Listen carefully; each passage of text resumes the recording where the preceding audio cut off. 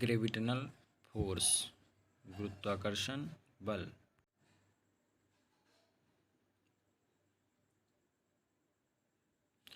गुरुत्वाकर्षण बल किन्हीं दो पिंडों के मध्य लगने वाला आकर्षण बल उन दोनों पिंडों के द्रव्यमानों के गुणनफल के समानुपाती तथा पिंडों के बीच की दूरी के वर्ग के व्युत्क्रमानुपाती होता है।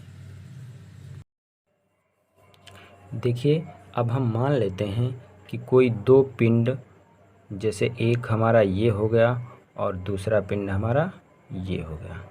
ये दो हमारे पिंड हैं जिनका द्रव्यमान क्रमशः m1 व m2 है, और इन दोनों पिंडों के बीच की जो दूरी है उसको हम मान लेते हैं कि ये r दूरी है।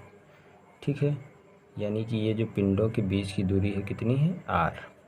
अब हम इसको लिखते हैं कि माना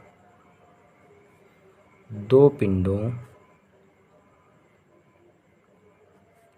के द्रव्यमान क्रमशः m1 व m2 हैं तथा इनके बीच की दूरी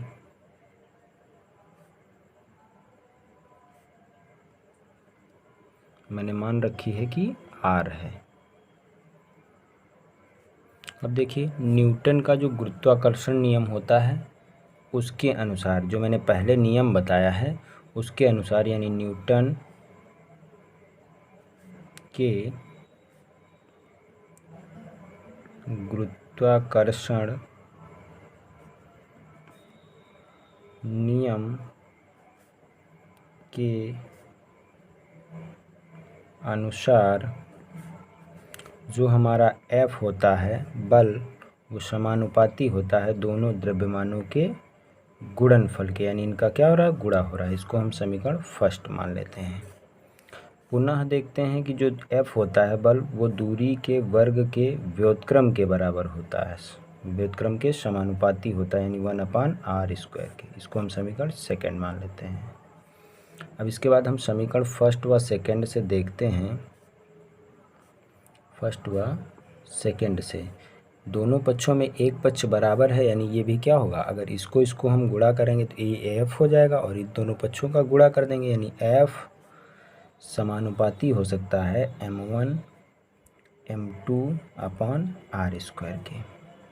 अब देखिए, हम क्या करते हैं, ये जो समानुपाती का जब चिन्ह हटाते हैं तो एक कांस्टेंट हमारा आता है जो यहाँ पे k के नाम से जाना जाता है, यानी F बराबर हो जाता है k m1 m2/r²।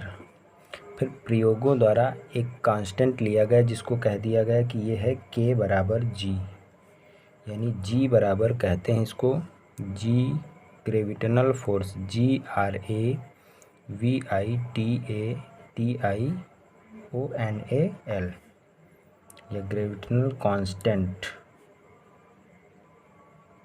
गुरुत्वाकर्षण नियतांक, हिंदी में इसे कहते हैं गुरुत्वाकर्षण